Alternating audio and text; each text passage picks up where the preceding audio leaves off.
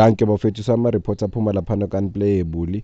Kuripotiwa ukuthi uLucas Ribeiro iplayer leMamelodi Sundowns lifunwa i-team yase-France, but-ke le team le idlala ku-second division noma ku-second league laphana e-France, yabo, ku-League 2. Bamfuna nge-41 million rands, yabo, masiyi-convert siyiletha kuma-South African rands.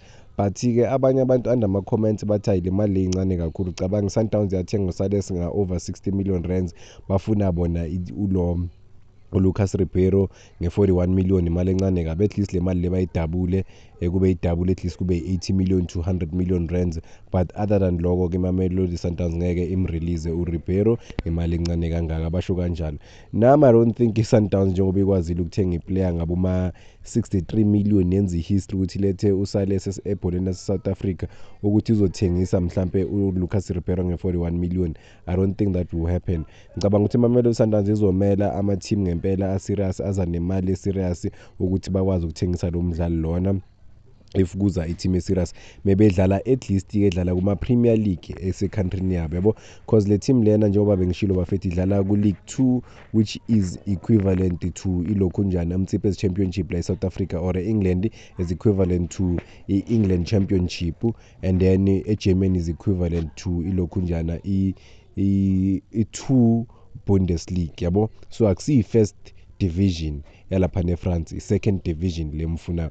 But-ke uyabona ukuthi naku-second division yasebholeni lase-France kunemali eserious kangakanani, bamfuna nge-41 million rands bafethu, imali eningi kakhulu leyo. But I don't think iMamelodi Sundowns izovuma ukuthi one of their star men ukuthi aye laphana ahambe kalula kanje nge-41 million. With that money is not enough ngempela, nanokuthi iMamelodi Sundowns idlala ku-CAF Champions League, ewina ama-league, idlala ku-Betway Premiership. So iMamelodi Sundowns exposed to the global game, manje idlala ku-FIFA Club World Cup. I-team edlala ku-second division yase-France izomenzani uRibeiro bafethu, akungadlalwa nge-Sundowns.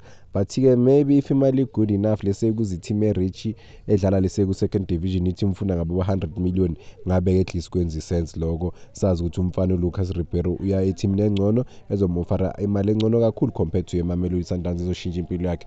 But as things stand, I don't see uLucas Ribeiro ehamba kuMamelodi Sundowns for i-second division, ngoba nalapha eBelgium ne bamthatha eBelgium if angenza iphutha bafethu, bedlala ku-second division, ngeke abuyele e-Europe for i-second division. Ngapha iMamelodi Sundowns idlalana nama-FIFA Club World Cup, udlala nama-Champions League every season.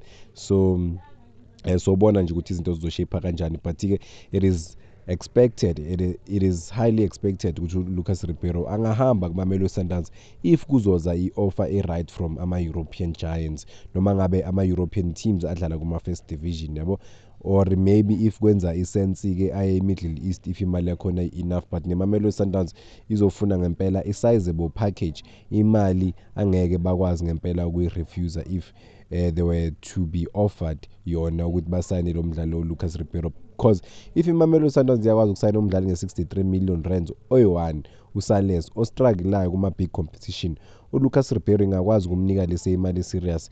It's okay ungahambi mfethu, thina siyafuna ukugcina la kuMamelodi Sundowns, so kunika lese signing on fee 10 million, sikunike lese ne-salary 700,000 every month, yabo. So imali e-right, ipackage eli-right, banga afford iMamelodi Sundowns ukwenza lokho, ukumnika leyo mali uLucas Ribeiro. But kuzobonakala ngokuthi nangokuthi imaphi ama-team amfunayo, nanokuthi i-resistance ukuthi afaka mali.